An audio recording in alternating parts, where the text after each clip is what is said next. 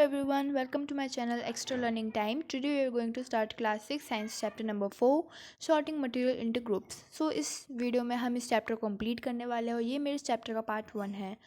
अब हम अपना चैप्टर को स्टार्ट करते हैं और अगर आप मेरे चैनल पर नए हैं तो मेरे चैनल को लाइक एंड सब्सक्राइब कर दीजिए जिससे आपको मेरी वीडियोस और अगले जो चैप्टर्स होंगे वो तुरंत मिल जाए। तो अब हम अपना टॉपिक स्टार्ट करते हैं, ऑब्जेक्ट्स अराउंड अस।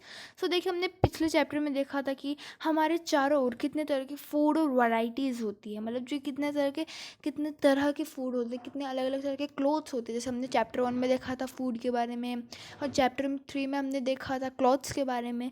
तो इसी तरह से हमारे जो चारों ओर इतने सारे हैं ना ऑब्जेक्ट्स होते हैं, उनकी भी अलग अलग वैरायटीज़ होती है। यानी हमारे चारों ओर जो ऑब्जेक्ट है वो भी अलग अलग तरह के होते हैं, उनकी भी अलग अलग प्रॉपर्टीज़ होती है, उनके अलग फंक्शन होते हैं, वो अलग अलग प्रोसेस होते हैं जिनसे वो बन के आते हैं। अब हम इसको स्टार्ट करते हैं। We see around us a chair, a bullock car, a cycle, cooking utensils, book, cloth, toy, water, stone and many other objects. यानी अपने चारों इतने सारे ऑब्जेक्ट्स देते हैं। यानी कि ये इतने सारे जो ऑब्जेक्ट, इतने सारे एग्जाम्पल जो हमारे चारों होते हैं ना, वो भी अलग अलग वैरायटी के होते हैं, हर कोई अलग अलग होता है। All this objects have different shape, colour and uses. यानी यहाँ पे भी यही बात बताई गई है कि हर एक के है ना अलग शेप, कलर और उनके यूजेस, उनके फंक्शन सब कुछ अलग अलग होते हैं। देन उसके बाद नेक्स्ट हमें यही कहा गया कि आप अपने चारों ओर जो भी ऑब्जेक्ट्स देखेंगे उन्हें आइडेंटिफाई कीजिए, उनकी जो शेप, कलर, राउंड, इन सबको नोटिस करके उनकी एक लिस्ट बनाइए। जैसे कि हम यहाँ नीचे भी थोड़े से एग्जांपल दे रखे हैं, तो ये यहाँ पे ज़्यादा इंपॉर्टेंट नहीं है, हम इसे स्किप कर सकते हैं। Let us say we wish to make a group of objects that are made of plastic. यानी अब देखिए हम एक ग्रुप बनाते हैं जो ऐसे ऑब्जेक्ट्स जो प्लास्टिक से बनते हैं। ओके, तो अभी हम यहाँ पे कुछ एग्जांपल भी देंगे, जैसे bucket, lunch box, toy, water container, pipes और ऐसे बहुत सारे ऑब्जेक्ट होते हैं जो कि प्लास्टिक के बने होते हैं। There are so many ways to group objects.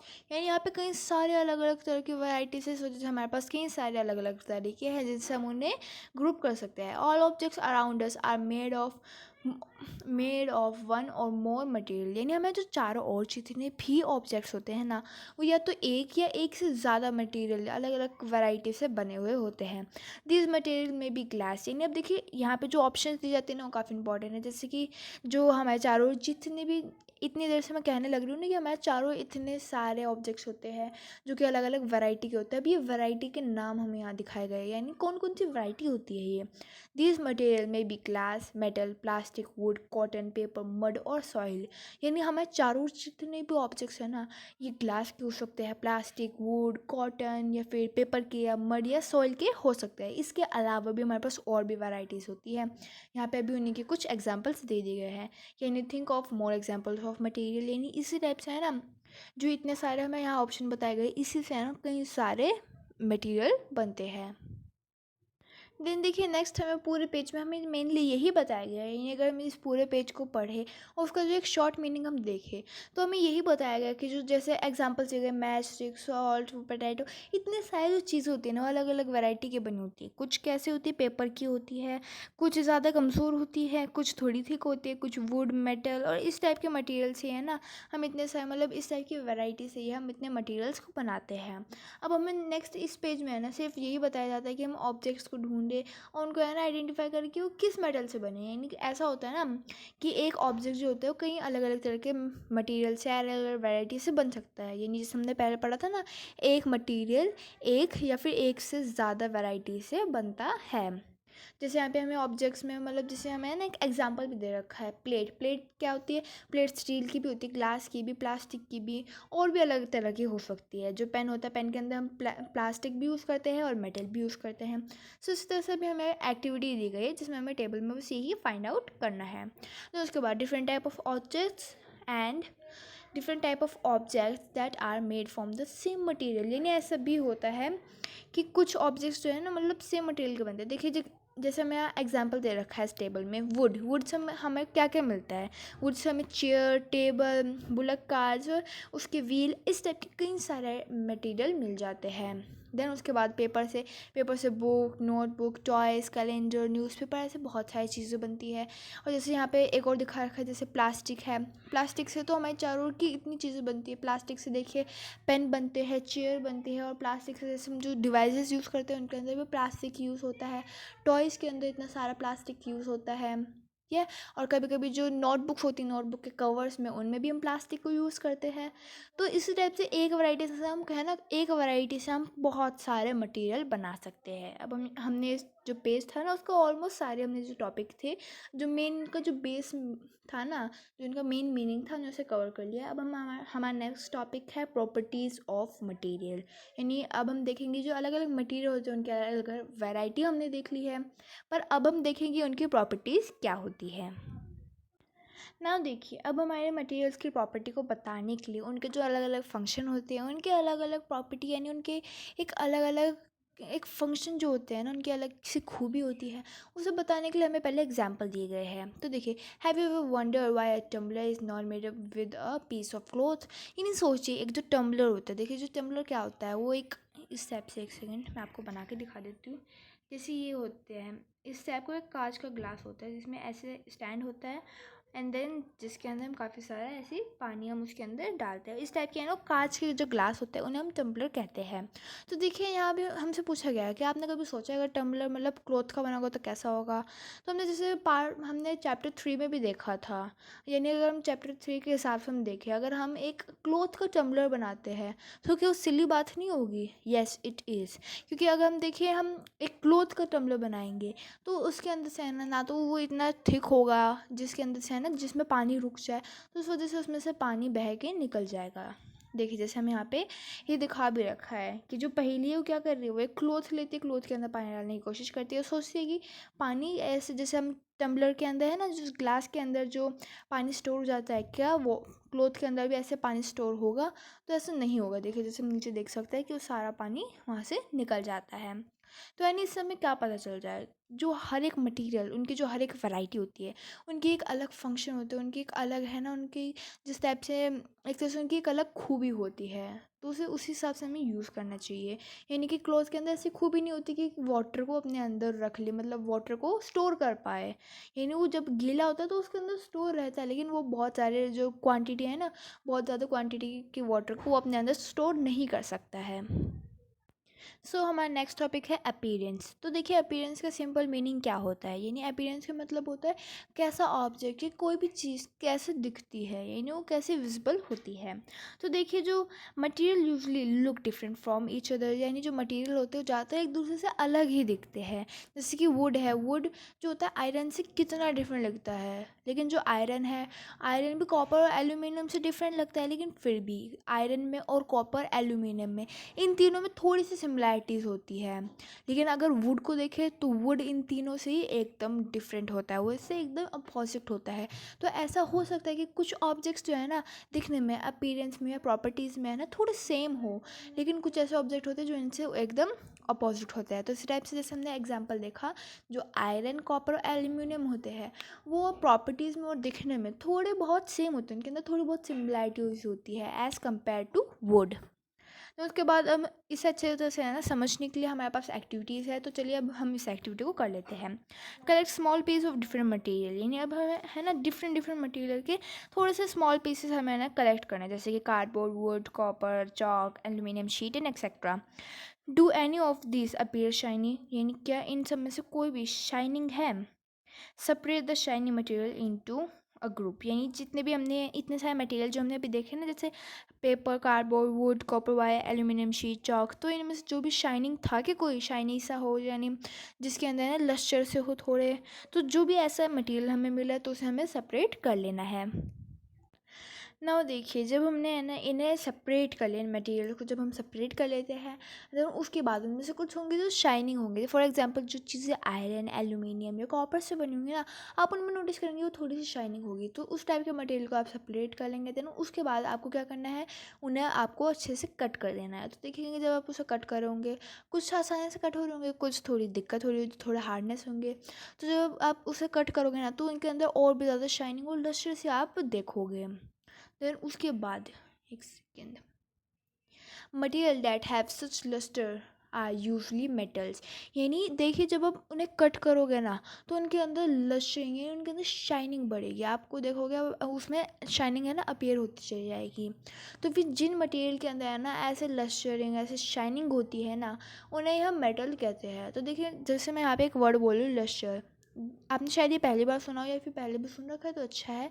देखिए जो शाइनिंग होती है ना, मतलब जो शाइन होते हैं, जो मटेरियल शाइन करते हैं ना, उन्हें हम लस्टर कहते हैं। ओके, तो जैसे आयरन हो गया, कॉपर, एल्युमिनियम, गोल्ड, ये सब कुछ एग्जांपल है ऐसे मेटल के जो शाइन करते हैं। सब metal often lose their shine and appear dull because of the action of air and moisture. यानी जो कुछ ऐसे एग्जाम्पल्स, मतलब कुछ ऐसे मटेरियल होते हैं जो कि शाइन करते हैं, लेकिन कुछ समय के बाद है ना, यानी कुछ सालों के बाद, महीनों के बाद, उनकी जो अपीयरेंस है ना, वो शाइनिंग की अपीयरेंस वो काफ़ी कम हो जाती है, वो डल हो जाते हैं, क्योंकि उनकी जो जो एयर होती है और जो मॉइस्चर होते हैं ना, वो उनके ऊपर एक्ट करते रहते हो। यानी एयर और मॉइस्चर से है ना, ज़्यादातर ऐसे मटेरियल जो मेटल होते हैं ना, उनकी शाइनिंग जो होती है वो डल हो जाती है। तो देखिए ये यहाँ पे काफ़ी इंपॉर्टेंट है। इस समय क्या पता चलता है, जो एयर और मॉइस्चर होते हैं ना, वो मिलके जो हमारी मतलब मेटल की शाइन होती है ना, उसे डल कर देते हैं। यस, तो ये हमारे लिए इम्पॉर्टेंट है, यानी ये एक तरह से एमसीक्यू है, तो आप इसे नोटिस कर लीजिए। देन उसके बाद हम आगे बढ़ते हैं। हमारा नेक्स्ट टॉपिक है हार्डनेस। ना तो हमारा जो टॉपिक है हार्डनेस, ये भी जल्दी कवर हो जाएगा, ज़्यादा बड़ा नहीं है, काफ़ी छोटा सा टॉपिक है। तो अब देखिए जो मटेरियल होते हैं ना, आप देखोगे कुछ मटेरियल ऐसे होते हैं जिन्हें हम जब दबाते हैं तो काफ़ी आसानी से अंदर को हो जाते हैं, वो पिसने लगते हैं। और कुछ मटेरियल ऐसे होते हैं जिन्हें हम दबाते हैं तो कभी भी वो अंदर को नहीं होते, यानी कमज़ोर नहीं होते। फॉर एग्ज़ाम्पल जैसे हम कॉटन ले लें, या फिर हम कुछ फूड के आइटम्स ले लें, जैसे वेजिटेबल होती है, जब उन्हें बॉईल कर देते तो अगर हम उसे अपने हाथों से दबाएंगे तो आराम से क्रश हो जाती है। लेकिन अगर आप कोई हार्ड मटेरियल जैसे मेटल ले ले, गोल्ड ले ले, या फिर जैसे हम नॉर्मल वुड का एग्जांपल ले लेते हैं, जैसे वुड से जैसे टेबल बनती है, अगर आप टेबल को दबाओगे क्या वो अंदर को हो जाएगी? नहीं ना, वो टेबल काफ़ी हार्ड बनी होती है ना। तो इस वजह से कुछ हमें ऐसे एग्जाम्पल भी देखा, जैसे वुड है और मेटल थिंग्स है, या फिर ऐसी जो ब्रिक्स है, इस टाइप की जो हार्ड थिंग्स होते हैं ना, उन्हें जब हम कोशिश करते हैं उन्हें कंप्रेस करने की, उन्हें है ना अंदर को दबाने की कोशिश करते हैं तो वो नहीं होते। और उन्हीं के अपोजिट कुछ जो मटेरियल जैसे प्लास्टिक होती है, प्लास्टिक को हम दबाएंगे वो थोड़े दब जाते हैं।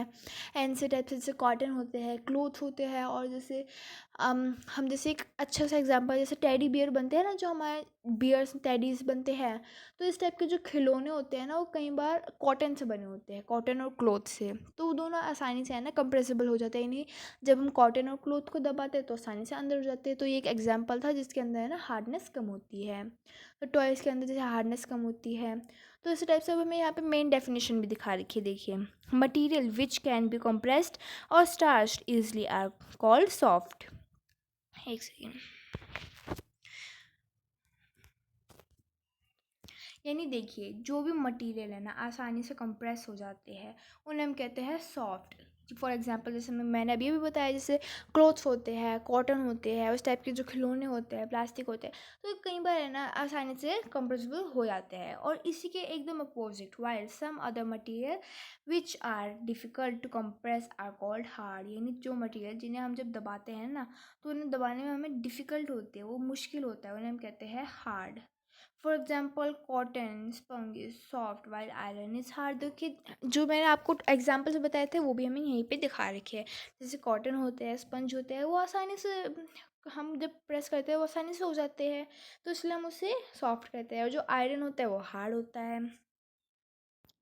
In appearance, material can have different properties like luster, hardness, be rough or smooth। यानी देखिए जो अपीयरेंस में जब हम उन्हें मटेरियल्स को मतलब मटेरियल को जब हम देखते हैं तो उनके अपीयरेंस में है ना कुछ ऐसी प्रॉपर्टी, जैसे कि लस्टर एक प्रॉपर्टी है, कुछ मटेरियल शाइनिंग होते हैं, कुछ नहीं होते, कुछ डल होते हैं। और जैसे हार्डनेस, कुछ जैसे हम कंप्रेस करते हैं वो हो जाते हैं, यानी वो स्मूथ होते हैं, और कुछ जो कि थिक होते हैं, जो हार्ड होते हैं, वो रफ होते हैं। देन उसके बाद हमसे क्वेश्चन किया गया है, can you think of other properties that describe the appearance of a metal. यानी क्या हम और भी है ना कोई प्रॉपर्टी बता सकते हैं जिससे हमें किसी मेटल की अपीयरेंस पता चले, यानी जब हम मेटल को देखते हैं तो उसकी अपीयरेंस जो होती है वो हमें पता चले। यस, तो अब हम इसके बारे में एक और ऐसी प्रॉपर्टी पढ़ने जा रहे हैं, वो है soluble and insoluble. So now देखिए, अब जो सोल्यूबल और इनसोल्यूबल होते हैं, यानी सोल्यूबल वैसी चीज़ें होती है जो कि आसानी से पानी के अंदर घुल जाते हैं, उनके अंदर मिक्स हो जाते हैं, और इनसोल्यूबल यानी जो मिक्स नहीं होते हैं। तो हमें इसे अच्छे तरह से है ना समझने के लिए इसके लिए कुछ एग्जांपल्स भी ले लेते हैं। फॉर एग्जांपल हम क्या करते हैं, हम 5 एग्जांपल लेते हैं। हम कुछ है ना 5 मटेरियल ले लेते हैं। जैसे कि हम लेंगे sugar, salt, chalk powder, sand और ऑयल। ठीक है, तो आपको ये 5 मटेरियल कलेक्ट कर देना है। देन उसके बाद है ना आपको 5 ग्लास या फिर बीकर ले लेने हैं और ये सारे इक्वल साइज़ के होने चाहिए। देन उसके बाद आपको इनमें पानी डाल देना है और आपको सब में है ना इक्वल पानी डालना है, यानी पाँचों बीकर के अंदर ना आपको इक्वल पानी डालना है, ये नहीं किसी में कम किसी में ज़्यादा। और साथ ही साथ आपको आपने जो है ना हमने जो मटेरियल लिया है जैसे कि sugar, salt, chalk powder, sand, oil, इन्हें भी आपको एक इक्वल क्वांटिटी में लेना है, इन्हें भी ज़्यादा कम ऐसे नहीं लेना है। ओके, सबको हम जब इक्वल क्वांटिटी में ले लेंगे तो जो हमारे पास 5 बीकर है और इसके साथ हमारे पास 5 मटेरियल भी है, तो आप एक एक मटेरियल को है ना एक एक के अंदर आप उसे डाल देंगे। देन उसके बाद आप थोड़ी देर के बाद जब आप है ना उन्हें स्पून से आप थोड़ा चलाइएगा, मतलब उसे है ना कोशिश कीजिएगा जैसे वो मिक्स हो रहे हैं। देन उसके बाद जब आप थोड़ी देर के बाद देखेंगे ना तो आप ये नोटिस करेंगे जैसे कि जो शुगर होगा, सॉल्ट होगा, तो ये दोनों आसानी से पानी के अंदर सोल्यूबल हो जाएंगे और पानी का कलर है ना थोड़ा वाइट सा हो जाएगा। यानी जैसे पानी का तो कोई कलर होता नहीं है, पानी का कलर किस हिसाब से होता है, जिस हिसाब का कंटेनर होता है उस हिसाब से पानी का कलर होता है। तो हमें कंटेनर कैसे लेना है, हमें ग्लास का कंटेनर लेना है जिससे पानी का कोई कलर चेंज खुद से होगा नहीं। लेकिन जब आप उसमें सॉल्ट और शुगर थोड़ा ऐड करेंगे ना, थोड़ा थोड़ा उनका कलर चेंज हो सकता है। जैसे जब हम शुगर ऐड करते हैं, सॉल्ट करते हैं ना, तो उनका कलर थोड़ा वाइटिश सा हो जाएगा। लेकिन उसके बाद आप देखेंगे जो आपने चॉक पाउडर या सैंड या फिर ऑयल, उन्हें जब आप उसमें मिक्स करोगे तो वो अच्छे से नहीं घुले होंगे, वो थोड़े बहुत ऐसे ऊपर ऊपर रह जाएंगे या फिर उनका सेपरेट पार्ट होगा, वो अजीब से रहेंगे, यानी वो अच्छे से उसके अंदर सोल्यूबल नहीं हुए होंगे, वो मिक्स होते ही नहीं हैं। जैसे कि हमें यहाँ पे भी दिखा रखा है एग्जाम्पल, देखिए ये अच्छे से ना मिक्स नहीं हुए, थोड़ा पार्ट ऐसे ही रह गया है, थोड़ा बहुत ऐसे ही पानी में तैर रहा होगा लेकिन वो मिक्स नहीं हुए होंगे। तो इस समय क्या पता चलता है, कुछ मतलब कुछ मटेरियल ऐसे होते हैं जो कि पानी के अंदर आसानी से मिल जाते हैं और कुछ ऐसे होते हैं जो उसके अंदर मिक्स ही नहीं होते हैं, तो उन्हें हम कहते हैं इनसोल्यूबल। और जैसे हमें यहाँ पे एक टेबल में भी ये दिखा रखा है, हमें कुछ मटेरियल ऐसे देखने हैं, यानी जो जो हमने लिए थे ना ऑप्शंस, उन्हीं सबको देखना है और देन उसकी टेबल को जो आपने ऑब्जर्वेशन किया है ना उसे आपको यहाँ पे फिलअप कर देना है। देन जैसे हमने देख लिया अब सोल्यूबल इनसोल्यूबल क्या होता है, लेकिन फिर भी हम इसकी डेफिनेशन एक बार और देख लेते हैं। We say that the substance are soluble in water, यानी हम कह सकते हैं कि जो मटेरियल जो पानी के अंदर मिक्स हो जाते हैं, अच्छे से घुल जाते हैं, उन्हें हम कहते हैं सोल्यूबल। और जो मटेरियल पानी के अंदर नहीं मिलते हैं, यानी वो सेपरेट ही रहते हैं, उन्हें हम कहते हैं इनसोल्यूबल। ओके, देन हमारा नेक्स्ट टॉपिक है ऑब्जेक्ट्स में फ्लोट और सिंक इन वाटर। वेल हमारी वीडियो जो है वो 17 मिनट की कंप्लीट हो चुकी है। अगर मैंने इन टॉपिक्स को भी इसमें ले लिया तो हमारा पार्ट कुछ ज़्यादा बड़ा हो जाएगा, तो मैं इसका पार्ट 1 मतलब पार्ट 2 बना दूँगी। और जैसे आपने पार्ट 1 कंप्लीट कर लिया है तो फिर आपको है ना पार्ट 2 का लिंक डिस्क्रिप्शन में ही मिल जाएगा। सो अगर आपको ये चैप्टर अच्छा लगता है तो फिर प्लीज़ मेरे चैनल को लाइक एंड सब्सक्राइब कर दीजिए और साथ साथ अपने फ्रेंड्स के साथ शेयर कीजिए। और आप मेरे चैनल को सब्सक्राइब करना मत भूलिएगा, जिससे आपको पार्ट 2 भी मेरे चैनल पर मिल जाएगा। Thank you so much.